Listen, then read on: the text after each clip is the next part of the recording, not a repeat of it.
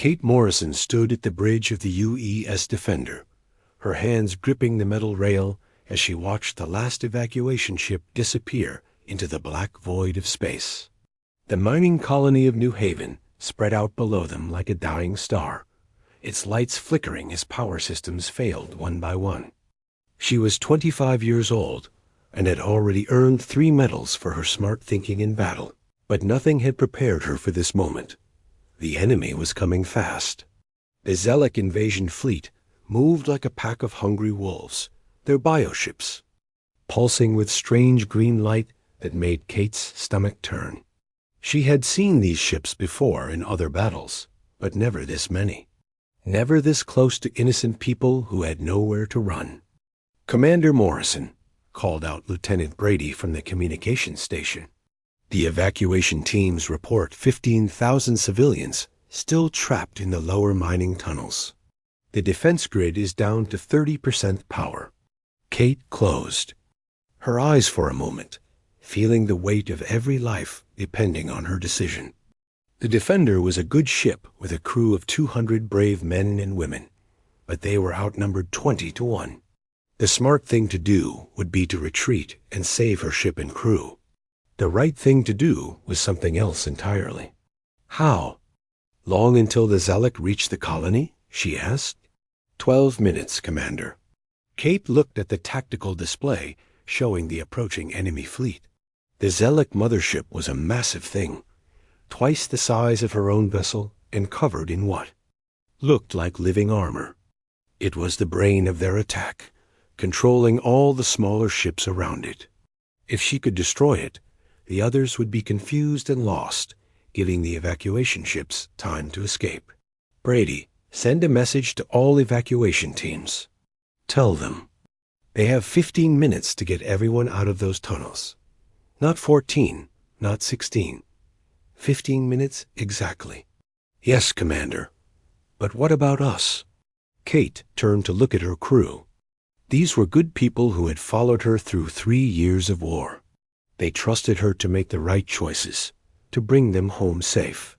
She had never failed them before, but today was different. Today she had to choose between saving her crew and saving 15,000 innocent lives. "Set course for the Zelek mothership," she said quietly. "Full speed." The bridge went silent except for the hum of the engines. Everyone understood what she was planning. It was suicide, but it was also the only way to buy enough time for the evacuation to succeed. "Commander," said Chief Engineer Rodriguez, "we could try to outrun them. The Defender is fast." "We might make it." Kate shook her head. "And leave those people to die? No, we signed up to protect humanity, not to run when things get hard." The ship shuddered as they accelerated toward the enemy fleet.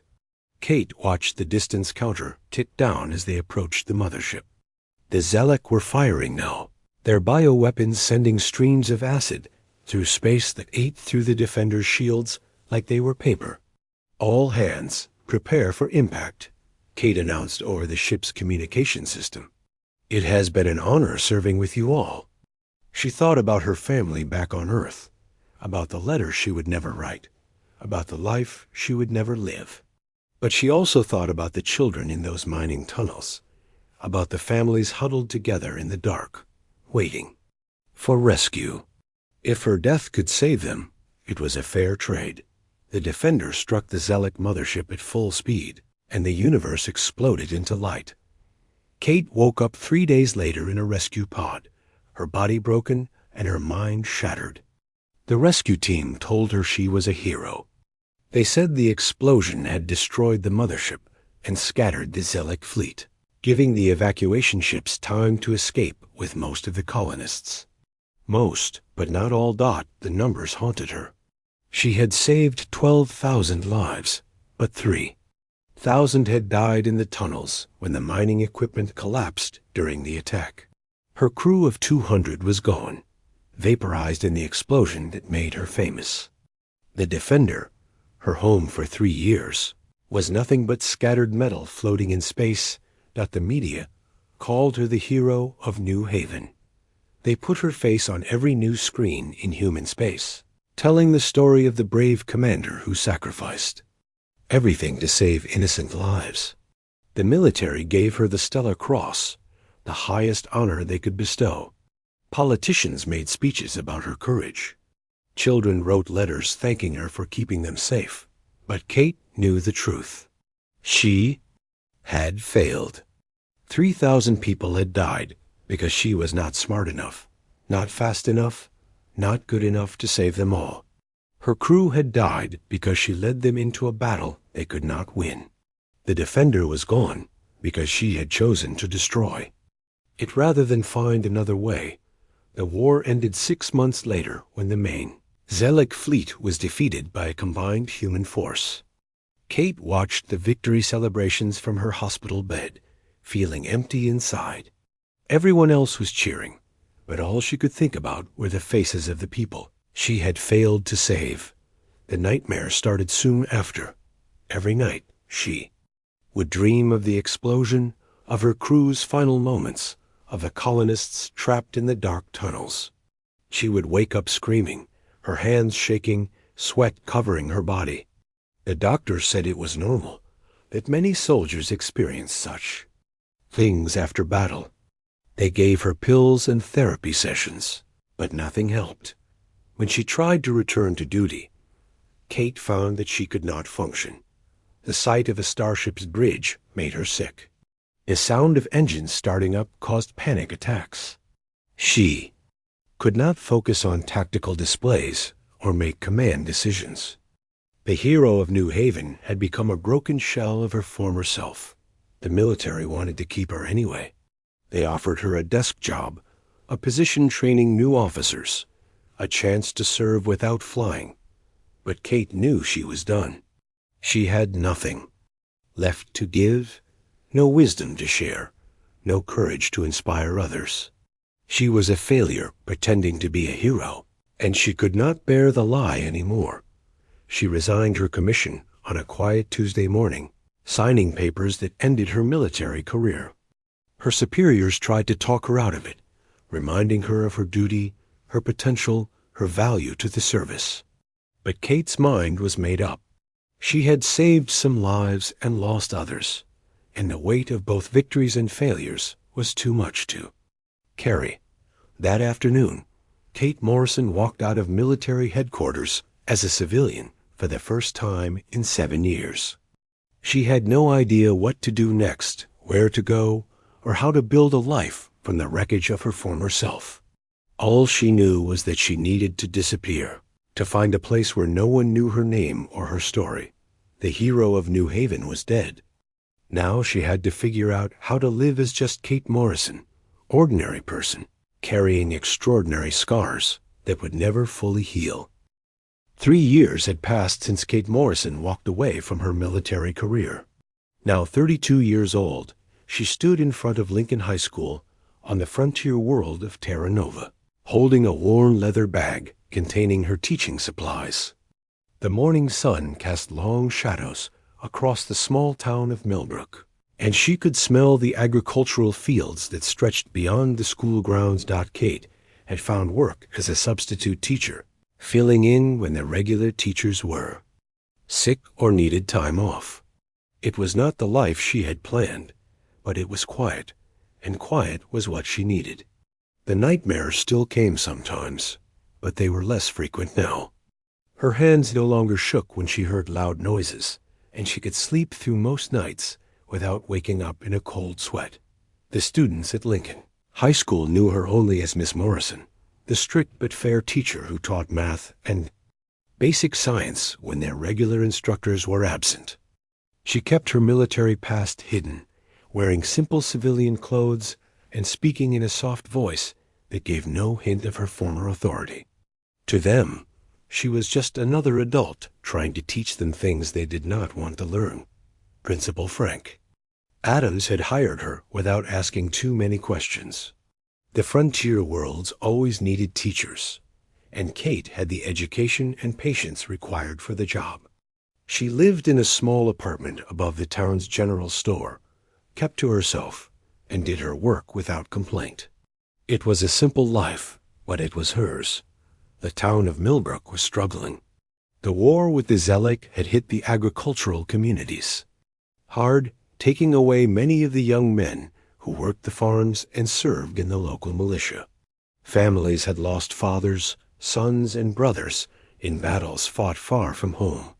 The economy was weak, unemployment was high, and anger simmered just below the surface of daily life. Kate felt that anger every day in her classroom. The students were restless and bitter, looking for someone to blame for their problems. They acted out in ways that would have been unthinkable before the war, showing disrespect to teachers and fighting among themselves. But Kate endured it, all with patience, remembering that she too carried anger and pain from the war. Not everything changed on a Tuesday morning in October when the local news station aired a documentary about the war. Kate was eating breakfast in her small apartment when she heard her name mentioned on the television. She looked up to see her own face filling the screen, younger and wearing a military uniform she had tried to forget.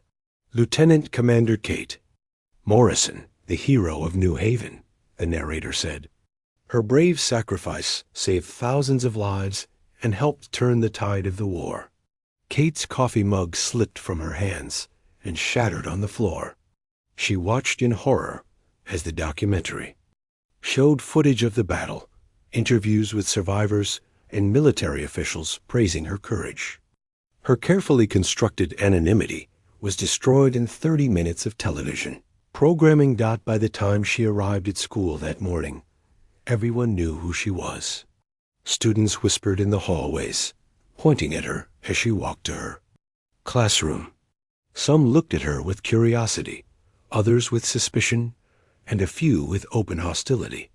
Kate kept her head down and tried to focus on her lesson plans, but she could feel the walls of her quiet life crumbling around her. The leader of the hostile group was Jake Sullivan, a 17-year-old whose father had died in the war. Jake was tall and angry, with dark hair and eyes that burned with resentment. He had been a difficult student before, but now he had a focus for his rage. In his mind, Kate represented everything wrong with the military leadership that had gotten his father killed. "So you're the famous war hero," Jake said after class, his voice dripping with sarcasm. "My dad died fighting your war, and you get to be called a hero. How does that feel?" Kate looked at the young man and saw her own pain reflected in his eyes. "I'm sorry for your loss," she said quietly. "War takes too much from everyone." "Sorry doesn't bring him back," Jake snapped. "You lost your ship and got people killed, but somehow you're still a hero." "That's not right." Kate wanted to explain that she felt the same way, that she carried the guilt of every life lost under her command. But she knew that Jake was not ready to hear it. His anger was too fresh, too necessary for him to function. She had felt the same way once. The harassment started small. Jake and his friends would whisper comments during class, make jokes about her military service, and question her authority. Kate ignored it, hoping it would pass. But as the weeks went on, the attacks became more personal and more public. They vandalized her car, painting "fake hero" across the windshield. They spread rumors that she was a coward who had run from battle, that she had abandoned her crew to save herself. They made her life miserable in small ways, moving her supplies, disrupting her classes, and making it clear that she was not welcome in their community. Principal Adams called Kate into his office after a particularly bad incident, where Jake had openly challenged her authority in front of the entire class. "I need you to maintain order," he said, not looking up from his paperwork. "These kids are already difficult enough without having a teacher they don't respect." "I'm doing my best," Kate replied, "but they're dealing with their own trauma from the war. They need time to process their feelings." "What they need is discipline," Adams said firmly. "You're the adult here. Act like it." Kate wanted to tell him that she understood these students better than he did, that their anger came from the same place as her own guilt and pain. But she knew it would not make a difference. Adams saw only the disruption to his school, not the deeper wounds that caused it. Dr. Lisa Chun, the school science teacher, was the only person who seemed to understand what Kate was going through. Lisa was a few years younger than Kate, with kind eyes and a gentle manner that made her popular with both students and staff. She had lost her brother in the war and recognized the signs of someone struggling with survivor's guilt. "They're just kids," Lisa said one afternoon as they ate lunch together in the empty faculty lounge. "They don't know how to process what they're feeling, so they lash out at the nearest target." "Maybe they're right to be angry," Kate said. "Maybe I don't deserve to be called a hero." "You saved 12,000 lives," Lisa reminded her. "That counts for something." "I lost 3,000, Kate replied. "And my entire crew. Heroes don't fail like that." Lisa reached across the table and touched Kate's hand. "Heroes are just people who keep trying even when they're scared. You're still here, still teaching, still trying to help. That makes you a hero in my book." Kate appreciated the support, but she was not sure she believed it. Every day brought new challenges from Jake and his friends, new reminders of her failures, new reasons to question whether she belonged in this community. She had survived the war, but she was not sure she would survive the peace. The breaking point came on a Friday afternoon when Jake cornered her in the parking lot after school. His friends surrounded her car, their faces hard with anger and resentment. "You don't belong here," Jake said, his voice low and threatening. "This is our town, our school. We don't need some washed-up military officer pretending to be a teacher." Kate looked at the young faces around her and saw the same expression she had worn 3 years ago when she resigned her commission. They were lost, angry, and looking for someone to blame for their pain. She could walk away, find another town, another school, another quiet life. It would be easy to run again. But as she looked at Jake Sullivan, she saw something else in his eyes. Beneath the anger and resentment was fear. Fear of a future he could not control. Fear of becoming like the adults who had failed him. Fear of being forgotten, like his father had been forgotten. Kate had felt that fear too. She had run from it, hidden from it, tried to bury it in the quiet life of a substitute teacher. But running had not made it go away. It had only made her smaller, weaker, more afraid. "You're right," she said quietly. "I don't belong here. But neither do you. None of us belong anywhere until we decide to make a place for ourselves." Jake stepped closer, his fists clenched. "What's that supposed to mean?" Kate looked at him steadily, feeling something she had not felt in 3 years. Purpose. "It means that we can keep hurting each other, or we can try to heal together. The choice is yours." The confrontation ended without violence, but Kate knew it was not over. Jake and his friends would not give up easily, and she was not sure she had the strength to keep fighting them.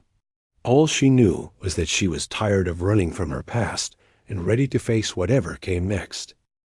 Kate Morrison first noticed something was wrong on a cold Monday morning in November. She was walking to school when she saw Farmer Bill Watson standing in his empty cattle field, scratching his head and looking confused. The field that had held 30 head of cattle the day before was now completely empty. "Lost your cows, Bill?" asked old Pete from the hardware store, who was also staring at the field. "That's the strange thing," Bill replied. "No broken fences, no tracks leading away, no signs of struggle. They're just gone, like they vanished into thin air." Kate paused on her walk, a cold feeling creeping up her spine. She had heard similar stories during the war, reports from colonies that had been scouted by Zellic advance teams. Animals disappearing without a trace was often the first sign of alien activity. She shook her head and continued walking. The war was over. The Zelek had been defeated. Her mind was just playing tricks on her, seeing enemies where none existed. That's what the doctors had told her about her nightmares and paranoid thoughts. But over the next few weeks, more strange. Things began happening around Millbrook. Electronic devices started malfunctioning in ways that made no sense. The town's communication array would go offline for hours at a time, then come back online without any explanation. Street lights flickered in patterns that seemed almost like signals. Car engines died for no reason, then started working perfectly. Again, Kate found herself paying attention to these incidents in a way that worried her. She started keeping a notebook, writing down dates and times and locations. She told herself it was just a way to stay busy, to keep her mind occupied. But deep down she knew she was looking for patterns. The patterns were there. The electronic failures happened in a specific sequence, moving through the town like ripples in water. The missing animals were always taken from fields closest to the mountains. The communication blackouts lasted exactly 17 minutes each time, which was the same duration as Zelek reconnaissance sweeps during the war. Kate tried to convince herself that she was imagining things, that her damaged mind was creating conspiracies where none existed. But her military training would not let her ignore the evidence. Something was hunting in Millbrook, and it was not human. She decided to share her concerns with Dr. Lisa Chun during their lunch break. Lisa was the only person in town who treated her like a friend instead of a curiosity or a target for anger. "I know this sounds crazy," Kate said, spreading her notebook pages across the faculty room table. "But I think we might have an alien problem."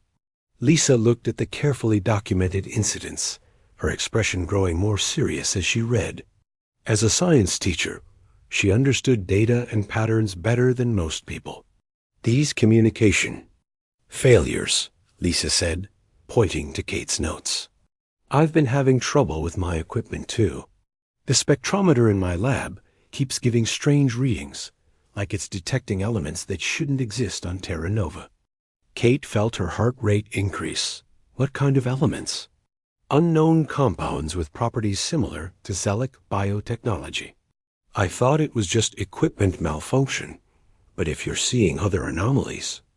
They spent the rest of their lunch break going over Kate's notes, adding Lisa's scientific observations to the timeline.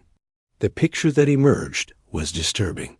For the past 3 months, Millbrook had been experiencing subtle signs of alien activity that perfectly matched the patterns Kate had learned to recognize during the war.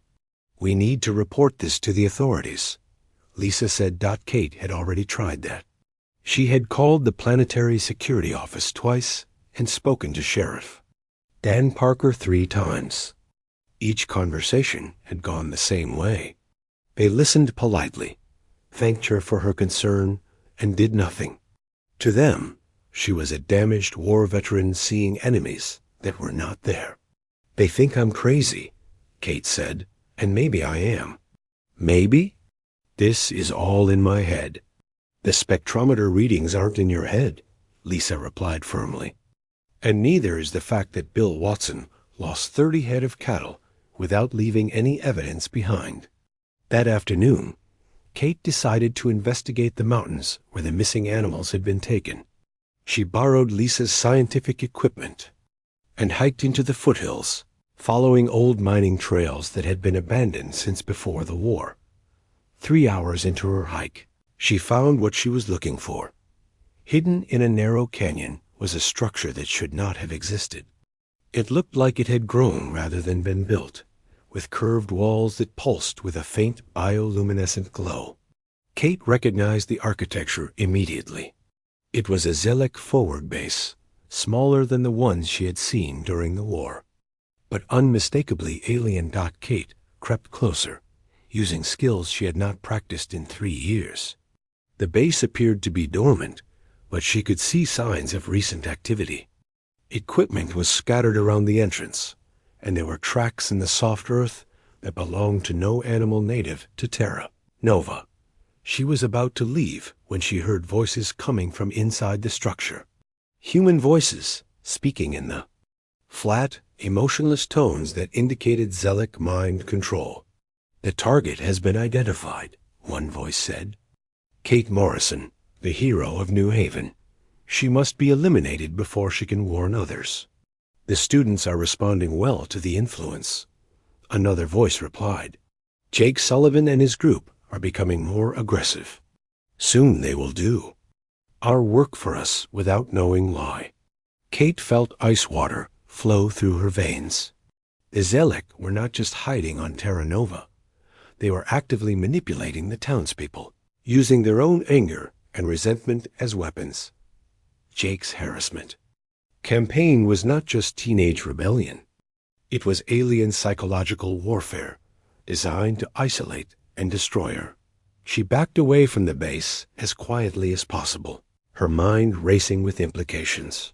The Zellic had learned from their defeat in the war. Instead of using massive fleets and direct assault, they were using infiltration and manipulation. They were turning humans against each other, weakening communities from within before revealing themselves. Kate made it back to town just as the sun was setting. She went straight to Lisa's house and told her everything she had discovered. Lisa listened with growing horror as Kate described the base and the overheard conversations. "We have to do something," Lisa said. "If they're manipulating the students, if they're planning to eliminate you, ... Who would believe us?" Kate asked. "Principal Adams thinks I'm a troublemaker. Sheriff Parker thinks I'm paranoid. The planetary authorities have already dismissed my reports." "Then we gather evidence," Lisa said firmly. "Real evidence that they can't ignore." Over the next week, Kate and Lisa worked together to document the alien presence. Lisa used her scientific equipment to detect biosignatures near the mountain base. Kate used her military knowledge to identify Zellic technology and behavioral patterns. They photographed strange tracks, recorded electronic anomalies, and built a comprehensive case that something inhuman was active in their community. But their investigation did not go unnoticed. Jake Sullivan's harassment of Kate became more intense and more organized. His friends started following her home from school, making threatening phone calls and vandalizing her apartment. What had begun as teenage anger evolved into something darker and more focused. Kate could see the change in Jake's eyes. The confusion and pain were still there, but they were joined by something cold and alien. The Zellic influence was growing stronger, feeding on his existing resentment and amplifying it into hatred. "He's not fully under their control yet," Kate told Lisa one evening as they reviewed their evidence. "There's still some part of him fighting the influence. But if we don't act soon, they'll turn him into a weapon." "What about the other students?" Lisa asked. Kate had been watching them all, looking for signs of alien manipulation. Most of the school remained unaffected, but Jake's closest friends were showing the same symptoms. Increased aggression, difficulty concentrating, and an obsessive focus on Kate as the source of their problems. "It's spreading," Kate said. "Slowly, but it's spreading. They're building an army of angry teenagers who don't even know they're being controlled." The next morning, Kate woke up to find her apartment door covered in graffiti. "Fake hero must die" was painted across the wood in red letters that looked disturbingly like blood. The message was accompanied by symbols that were definitely not human in origin. Kate stared at the symbols, her military training automatically translating their meaning. They were Zellic death marks, ritual warnings used by alien death squads to terrorize their targets before an assassination attempt. The enemy had revealed themselves. The real war was about to begin. Kate gathered her evidence and headed to school, knowing that she was walking into a trap. The Zellic wanted her isolated and afraid, cut off from potential allies and support. They had turned her students against her, made the authorities dismiss her warnings, and marked her for death. But Kate Morrison had survived one impossible battle against the Zelek. She had learned from her failures, accepted her limitations, and found new strength in the most unlikely place. This time she would not run. This time she would not fail. The hero of New Haven was done hiding. The teacher was about to become a warrior again. The annual science fair at Lincoln High School was supposed to be a celebration. Parents, students, and teachers gathered in the gymnasium to see displays of experiments and projects. Kate Morrison stood near the chemistry table, helping Lisa. Chun set up a demonstration about plant growth. When the lights began to flicker. At first, nobody paid attention. Power problems were common in Millbrook. But then all the electronic devices in the building started making the same high-pitched, whining sound. Cell phones, computers, and even digital watches emitted a noise that made everyone cover their ears. Kate knew that sound. She had heard it during the war when Zelek jamming devices activated. Her blood turned cold as she realized what was happening. "Lisa," she whispered urgently, "get everyone away from the windows." Now, before Lisa could ask why, the jamming sound stopped and the lights went out completely.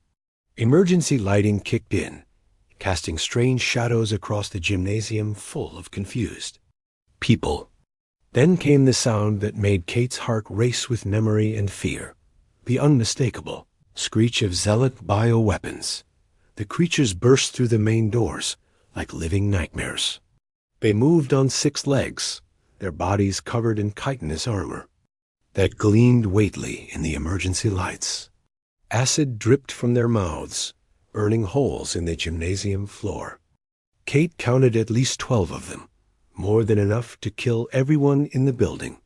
Panic erupted instantly. People screamed and ran in all directions, parents grabbing their children and teachers trying to maintain some kind of order. But there was nowhere to run. The bioweapons had blocked all the exits, and their acid spray could reach anyone who tried to climb through the windows. Then the Zelek commander entered. Kate recognized him immediately, even though 3 years had passed since their last encounter. Commander Vex had been present at several battles during the war, a tall humanoid with gray skin and black eyes that seemed to absorb light. He wore bio-armor that pulsed with the same sickly green glow as his ships, and when he spoke, his voice carried the authority that came from commanding death itself. "Humans of Terra Nova," Vex announced, his words somehow reaching every corner of the silent gymnasium. "You are now prisoners of the Zelek resurgence. Most of you will be spared if you cooperate, but one among you has been marked for death." His black eyes found Kate in the crowd, and she felt the weight of alien hatred focused on her like a weapon. "Kate Morrison, the so-called hero of New Haven. You destroyed our mothership and delayed our conquest, but your victory was temporary. Today, you will pay for the lives of our warriors that you took." Vex gestured to his bioweapons, and they began moving through the crowd, using their natural sensors to identify Kate's location. People pressed themselves against the walls, trying to get as far away from the creatures as possible. "However," Vex continued, "I am not without mercy. If Kate Morrison surrenders herself for execution, the rest of you will be allowed to live. If she does not, everyone in this building will die slowly and painfully." Kate felt 300 pairs of eyes turn toward her. Parents holding their children, teachers trying to protect their students, teenagers who had been laughing and joking minutes before, now faced with the reality of death. All because of her. She started to step forward, ready to trade her life for theirs, when a voice spoke up from the crowd. No, it was Jake Sullivan, the same young man who had been tormenting her for months, who had vandalized her car and made her life miserable, who had been under Zelek influence without knowing it. But now he stood between Kate and the bioweapons, his face pale but determined. "Jake, don't," Kate said. "You don't understand what these things can do." I understand plenty, Jake replied, his voice stronger than she had ever heard it. I understand that I've been a fool. I understand that these monsters have been messing with my head, making me hate you for things that weren't your fault. And I understand that real heroes don't let innocent people die. The Zealot commander tilted his head, studying Jake with cold curiosity. Interesting. The human male has broken free of our influence. No matter. He will die with the rest if Morrison does not surrender. But Jake's defiance had broken something in the crowd. Other students began standing up, moving to form a protective circle around Kate. Teachers joined them, and parents. Within minutes, Kate found herself surrounded by the same people who had shunned her, ignored her warnings, and questioned her sanity. "You want her?" called out Principal Adams, surprising everyone, including himself. "You'll have to go through all of us." Kate felt tears stinging her eyes. These people barely knew her, had every reason to sacrifice her to save themselves. They were willing to die to protect her. It was more than she deserved, more than she had ever hoped for, but she was not going to let them die for her mistakes. "Thank you," she said loudly enough for everyone to hear. "All of you. But this is my fight." Kate stepped out of the protective circle and faced Commander Vex directly. But instead of surrendering, she began giving orders in the same tone of voice she had used on the bridge of the Defender. "Lisa, take the chemistry supplies and start making improvised weapons. Jake, you and your friends know this building better than anyone. Find ways to block the entrances and create choke points. Adams, get the younger children into the library and barricade the doors." "What are you doing?" Vex demanded, clearly not expecting this response. "What I should have done 3 years ago," Kate replied. "Fighting smart instead of just fighting hard." The next few hours became a nightmare of running battles through the corridors of Lincoln High School. Kate used every tactical lesson she had learned during the war, turning classrooms into defensive positions and hallways into killing fields. The science lab became a weapons factory where Lisa and her students mixed chemicals into explosive devices.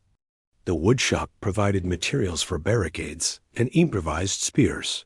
Jake Sullivan became Kate's lieutenant, leading groups of students through ventilation shafts and maintenance corridors to attack the bioweapons from unexpected angles. His intimate knowledge of the school's layout proved invaluable, and his natural leadership skills emerged as he coordinated rescue operations and supply runs. The Zealot had expected to face panic and chaos. Instead, they found themselves fighting a coordinated defense led by someone who understood their tactics and weaknesses. Kate knew that bioweapons were vulnerable to extreme cold and certain chemical compounds. She knew that Zealot commanders relied on their technological advantages and became confused when faced with low-tech solutions. Most importantly, she knew that the aliens had never faced humans who fought not just for survival, but for each other. Battle reached its climax in the gymnasium where it had begun. Commander Vex, frustrated by his force's inability to break the human defense, decided to face Kate in single combat. The alien was faster and stronger than any human, armed with bioweapons that could dissolve flesh in seconds. But Kate was not the same broken officer who had resigned her commission 3 years ago. She had learned that true strength came not from being invincible, but from accepting help when you needed it and giving help when others needed it. She fought not just with military training, but with the knowledge that hundreds of people were counting on her. The duel was brutal and desperate. Vex's claws left deep cuts in Kate's arms and legs, while his acid weapons burned through her improvised armor. But Kate had something the alien commander did not understand. She was fighting for a community that had accepted her despite her failures. The end came when Jake Sullivan, ignoring Kate's orders to stay back, tackled Vex from behind just as the alien was about to deliver a killing blow. The distraction gave Kate the opening She needed to strike with a weapon Lisa had created from school chemistry supplies. Commander Vex died as his bioweapons dissolved around him. Their connection to their controller severed. A jamming field that had isolated the school from outside help finally collapsed, and within minutes, planetary defense forces were landing in the school parking lot. The battle was over, but the real victory had already been won. Kate found herself surrounded by the same students who had tormented her months before, but now they looked at her with something she had never expected to see: respect mixed with genuine affection. She was not just the hero of New Haven anymore. She was their teacher, their protector, their friend. Jake Sullivan approached her as the medical teams arrived to treat the wounded. His face was bruised and his clothes were torn, but his eyes were clear and free of the alien influence that had clouded them for so long. "I'm sorry," he said simply, "for everything. For being such a jerk, for making your life hell, for not seeing what you were really trying to do." Kate put her hand on his shoulder and smiled through her exhaustion. "You saw it when it mattered most. That's what counts." Principal Adams announced the next week that Kate would be hired as a permanent teacher, with a new position created specifically for her: Director of Crisis Preparedness and Leadership Training. Her first students would be the teenagers who had fought beside her in the battle against the Zellic.